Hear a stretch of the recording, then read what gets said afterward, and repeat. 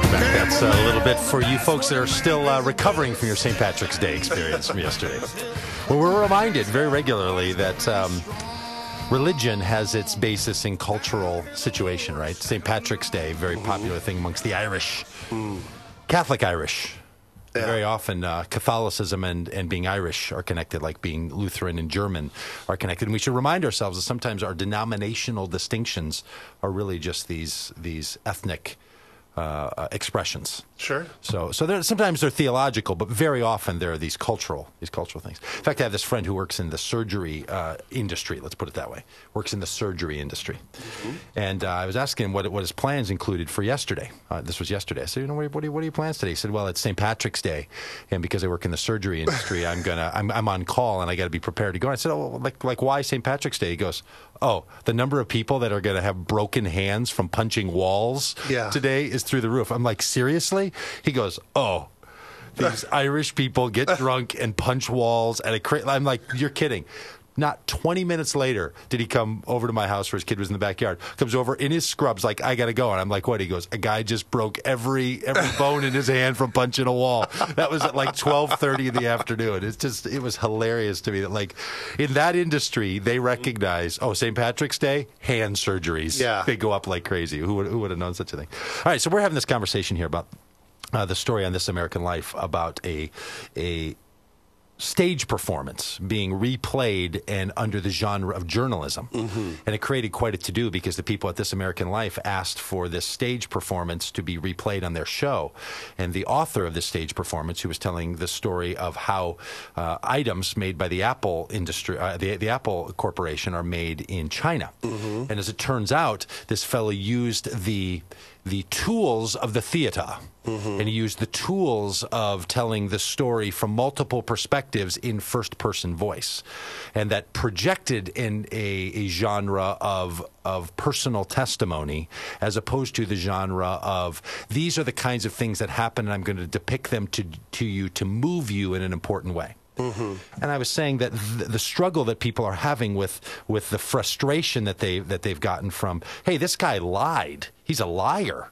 He didn't see those things. And the fella, Mike Daisy, saying, I didn't lie. I was using a different genre, is very similar to how people critique my view and other people's views of the Bible when we try to say, look, you can't read the Bible like it's journalism. You have to read the Bible like it's this other genre. And folks are like, well, where do you get off saying that? And my argument is the Bible itself proclaims that it is this multiple genre, as opposed to the Bible itself has tried to trick people into this. And I would suggest to you that Gospels ought to be a literary category. That rather than thinking of the Gospels as we often do, we use the phrase gospel truth to mean like it's the inarguable, full, complete. These are the facts, yeah. Facts, truth. So tell them the gospel truth, and you can use that in a non-religious sense all the time. Or people will refer to something as being the Bible of baseball or the Bible of natural health, right? Meaning it's the inarguable authority. Yeah, well, that's the kind of thing that puts this false category in there. Because I would suggest to you that even Gospels, Matthew, Mark, Luke, and John, they were a genre type. And they tell you internally in the genre type that you're supposed to understand it in a particular way. Here's the key example to this. In the Gospel of John, the writer of the Gospel of John says at the end, and I know this, I've known this by memory for 25 years, so I'm just going to quote it from memory. It really does read like this, even though I'm not reading it. He says, many other things did Jesus say and do that aren't recorded in this Gospel, but these things have been recorded so that you might believe that Jesus is the Christ, and by believing, you will have life in his name. Okay.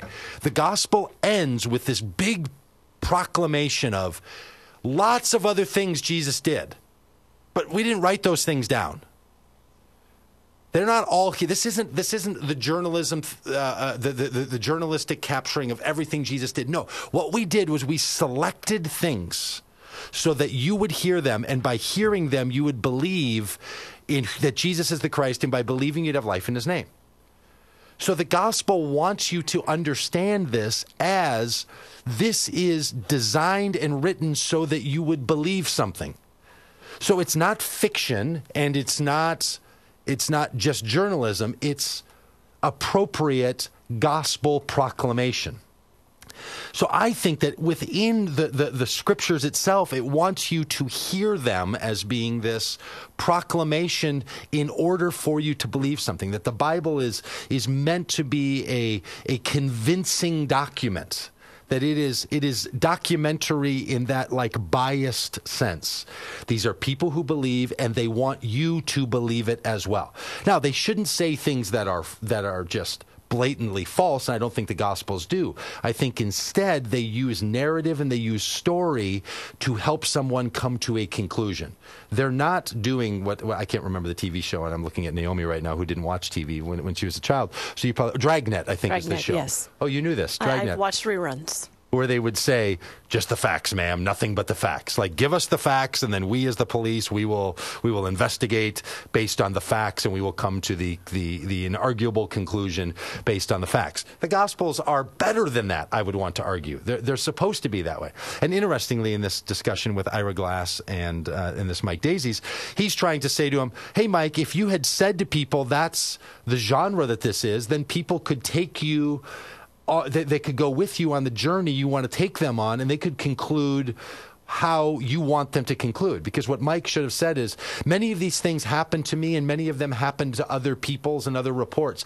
I've said these things and put this together so that you would believe that this is a corrupt industry.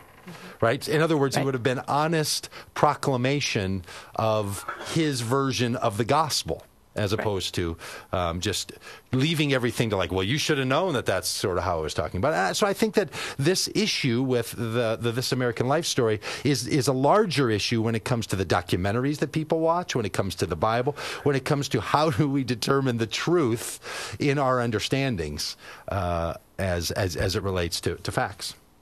Right, and I think that this piece is so great in that it shows us sort of what we come to expect. Like, we would have gone on this journey with him. Right.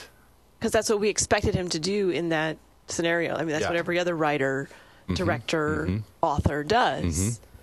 And all of a sudden now we have another understanding of it, which is sort of what people who have a non-literal idea of the Bible, like people who have a literal idea of the Bible go, well, now what do I do? Like, I can't imagine that there's... Yeah, that's how it was... Because what it feels like to people when they hear the Bible proclaimed in this way is, oh, you just don't like what it's saying, so you then want to change the actuality and turn it into something else.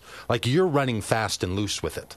Right. So people will often ask me, Doug, are you a Bible literalist? And I'm like, if what you mean by being a literalist is that I take the Bible at its word, yes. Because I think the Bible is full, it includes 66 books, canonical books, that tell you how you're supposed to understand them.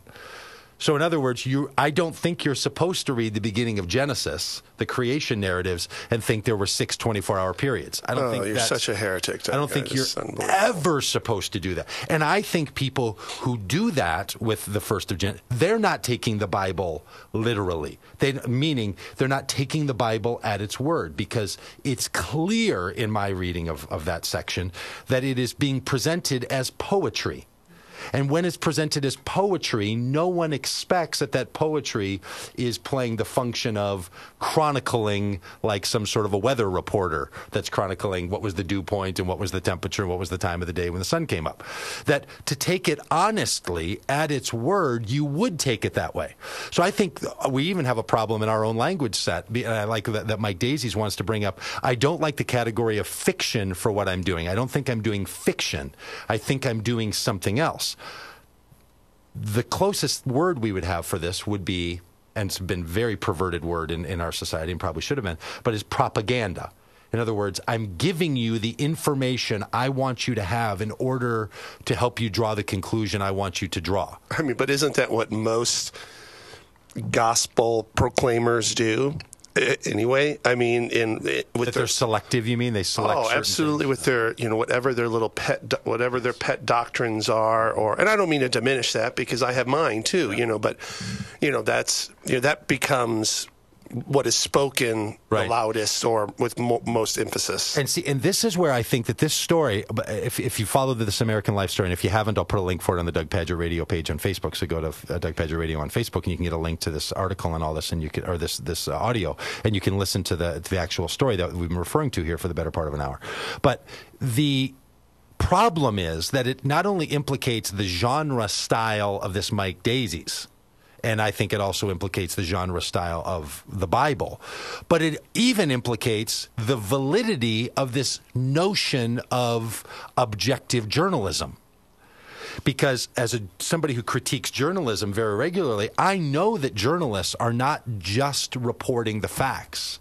They are reporting the facts inside of a story construct that people learn to trust. But journalism is not just facts.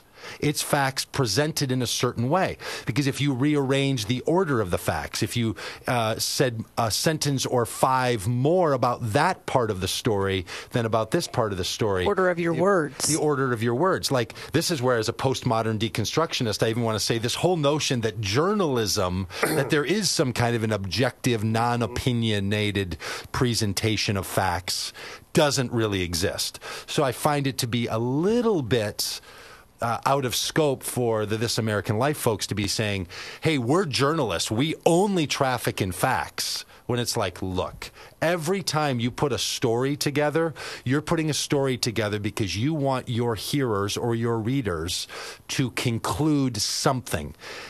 Like, 'cause I get asked by reporters to do stories all the time, and they even tell you how they do it. They always want to have a for and against. Yeah. Right? Like people that are for this, well, who's on the other side? Well, sometimes there isn't another side that's legitimate, and you've got to go find real fringy people to do that, because the way that you show that your objective is you argued both positions. But sometimes there's 7 positions, not 2, right? So we should just recognize the fact that we don't only traffic in facts, right? We're always trafficking in facts inside of a context of believability. Well, because there's a video making its rounds of Ira Glass on storytelling, where he's like, basically kind of giving like a little short class on how to tell a story. Yeah. And it's, there's this, so This American Life is a blend of storytelling and journalism, and I think that happens too in preaching as well. Oh, it happens every time we go to tell a story. How was your day today? Here's a story in the New York Times. They're not just the list, and we convince ourselves that there's like just facts, and then there's people who mess with the facts a little bit. But I do think that the Bible should be understood in the genres that it's presented, and I think that's the same issue here. So while I've been trying to make the argument that other people would also make about, well, you guys are running fast and loose with the Bible, I think the difference is that Mike Daisies didn't tell people a genre, and I think the Bible actually does self-define the genres that would allow us to understand it better. So Doug Pagitt Radio, religious radio that's not quite right. After this break, back with a right on AM 950 and DougPagittRadio.com.